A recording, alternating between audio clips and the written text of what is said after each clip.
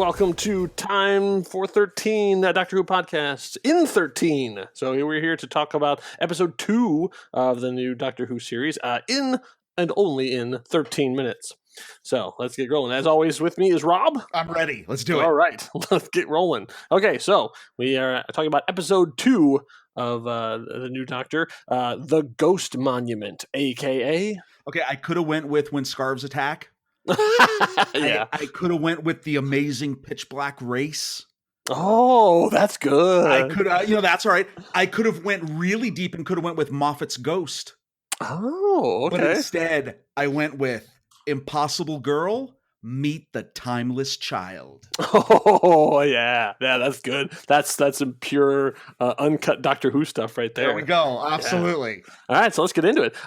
So the Ghost Money, we were talking just a little bit off air. I always say that the first episode, the first proper episode after regeneration is when you really get to see what the Doctor is like, because they're always still going through the regeneration thing, and even the regeneration sickness is something that happens to the Doctor and to the fans. Like, we all have to get used to this new person who's running around in the TARDIS that we're not quite used to. Gotcha. So in this one, we get to really see what her Doctor is going to be like. And I got to say, I'm very, very impressed. Oh, no, I'm happy. I'm totally happy. We have an interesting plot. So we have our plot basically. Yeah, we start out with our cast floating in space, about to die. And we've got, okay, and so I'm going to see if I can get through this without a breath. Mm-hmm. Our heroes get picked up out of deep space by a bunch of rogue adventurers in a race to the death for lots of cash by reaching a monument that turns out to be the TARDIS, guarded by stormtrooper knockoffs and killer blankets, which are defeated by an EMP and a self-lighting cigar, all on a planet which turns out to be the remains of the Stenza's Trail of Destruction. And did I mention the Timeless Child? Hey, that was good. You hit pretty much every beat along the way. I tried. Yeah, and like you say about the Stenza, that seems to be a recurring thing, or at least. And what does that tell us? Chris Chibnall lied. That's right. He said all new, all different. Yeah, whatever, dude. Oh yeah, exactly. And no season-long arcs. Uh-huh. Okay, whatever. Actually, yeah, I love it. That's great. That's totally really good. I like having something to hang with from episode to episode. Well, no, and you know what? And this, when I kind of made the joke about the Moffat's Ghost, that was a good thing here that kind of picks up from Moffat is, whoa, what is this? Mm-hmm. Whoa, what's going to happen? I actually love that. I think that's an important part. One of the things I really, get into a little bit of the characters. We have a couple new characters, Angstrom and Epso. Mm-hmm. They're the rogue adventurers. But what I really loved was the real character development of the companions. Yes. I love them. I love them having the discussion of, well, can we trust the Doctor? Can we trust her? They're working together to solve the problem. You've got that great conversation about trust in the boat. Yeah. It's all, and when Yaz is still a bit, she's still cooking. Like, we're still trying to understand. I'm going to tell you, I like her being paired off with the Doctor. I think was really good. Absolutely. Because the two of them get to have some nice conversations. Well, even with her, with an Angstrom. Yeah. That was a great conversation. But I'm just going to say this. Graham is the best. Graham is the best. And I'm going to really cry when he dies. You don't think he's going to make it through the season? Something tells me I don't know if it's going to be this series. But when he does go, when the time comes, dude, I'm crying. Yeah, I love what they're doing with him, because like in a traditional sort of, if this was just written, this is American version, let's say, then Graham would be the old crusty guy who doesn't want to talk about his feelings or anything, and Ryan to be the one to be like, come on, open up, like that stuff. But this, they completely flip it around. Absolutely. Because he's had this brush with death, and he had this great love in his life, and now she's gone. He's like, we need to talk about everything. We need to open up. Like, you don't need to hold back with anything. Like he's loving without abandon. He's like, the biggest heart of the whole group. And I would not have expected that when looking at the breakdown of like the old guy. No, but and he is fast become my favorite. He is absolutely, he pulls it off great. He's great. It's a great character, a great actor. I'm loving it. I also love the expansion of Ryan. Mm-hmm. So as long as we can distract him, he can get over anything he's got to flick. If it's Call of Duty, that's great. If it's Wikipedia knowledge about acetylene, that's great. I love it. That's good. Yeah. Yeah, and we can see more of what the Doctor is like too. We get to see the return of some. I lost the phrase. Her jujitsu. Oh, Venusian Aikido. Yeah, I have the wiki open in front of me. I just have to find it. beware of Venusian nuns. That's right. It'll get you. With her pinky, she paralyzes them. That was great. Did you love that? Guns and no, we've got that. We've got the the funny phrase about I was once a hologram for 3 weeks. The Audrey Hepburn glasses, which they're from Audrey Hepburn. Let's put that to rest. Yeah. I love it. Here's the thing I loved about her portrayal.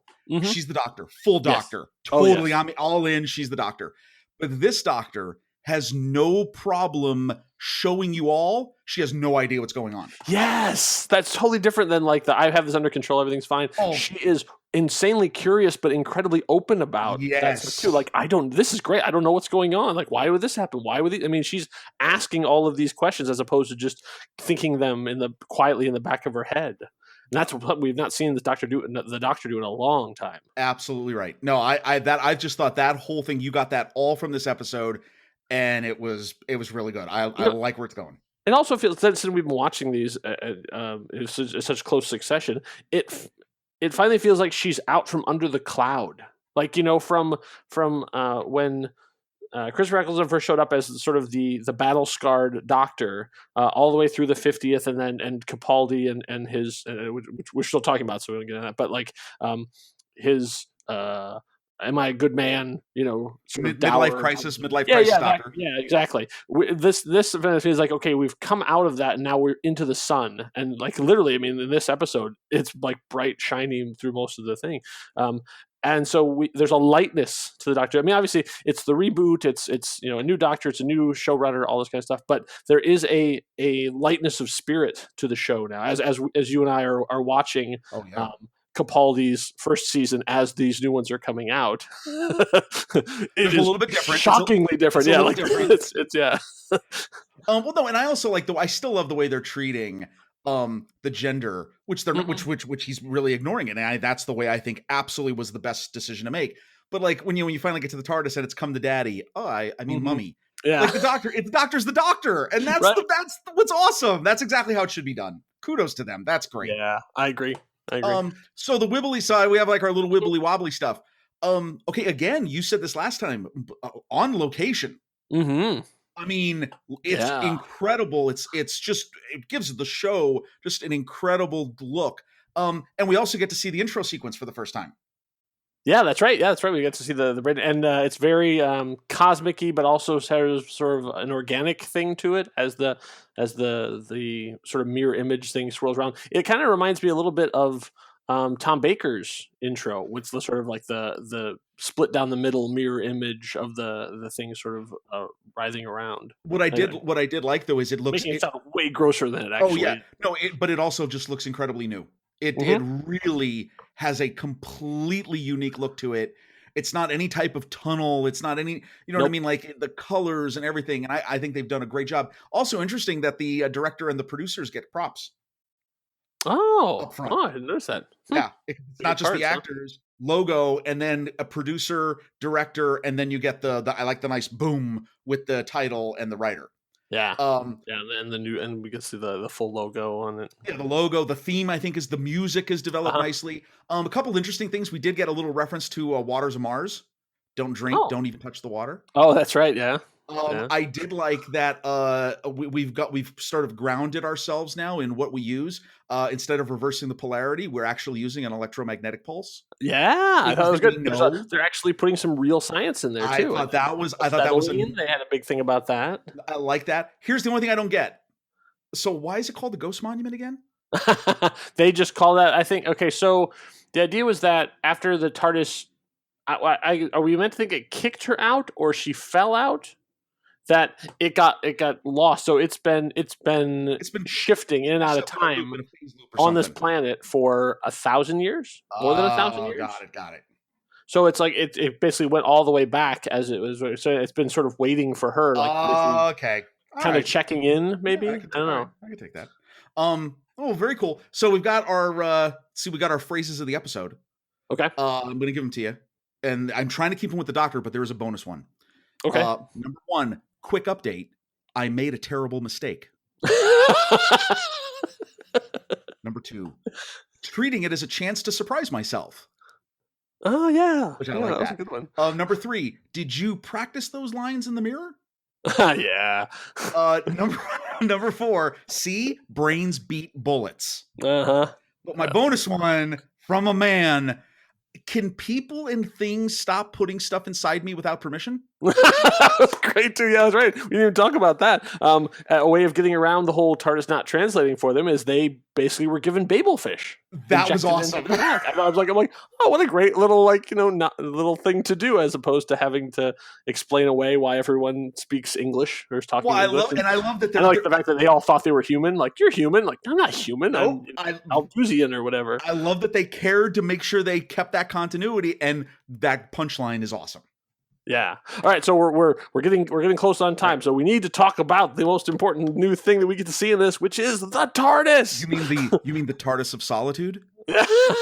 Oh, see when we talked about this, you said that you had seen a leaked image of it, and you said it was very clear what it was influenced by, and I didn't pick up on it. So you're thinking Fortress of Solitude. I'm thinking Fortress of Solitude, but I will say though, how it's actually lit in the show is gorgeous. Yeah, it's beautiful. Yeah. I love the stuff going on in the walls and just all of it. It's fantastic. Yeah, it looks just like it looks her. I mean, because they kind of have the a little bit of the swirly things back. They have this sort of interlocking grid things along there, but I like that they're kind of broken up too, so it's not just like one solid piece. If you watch the video, they pulled that from the way trees don't actually touch each other in the forest. Oh, it's very, very cool. That's cool. Yeah, I'm going to say this in the highs. That is one of my highs. Yeah. Other quick high, the crash at the beginning when the other ship comes down, that was crazy good.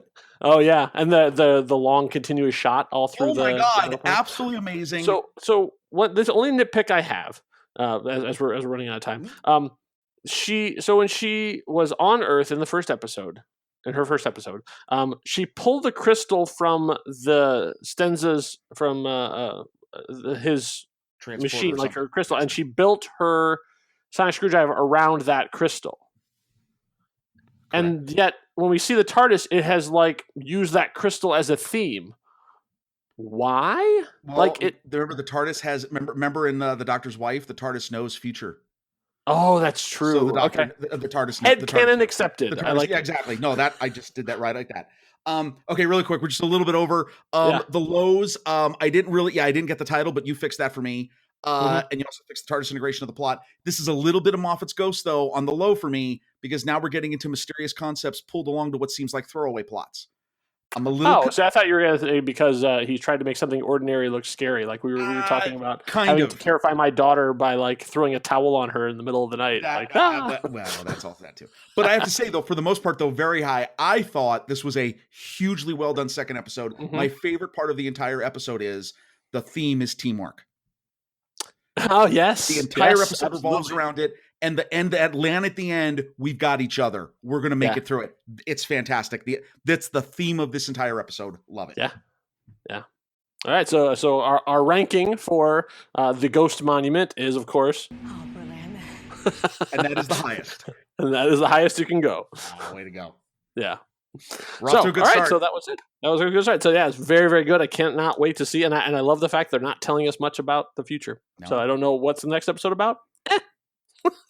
Bring it on. We'll be there regardless. So, Excellent. All right, thank you all for listening. We'll be back with the next episode next time.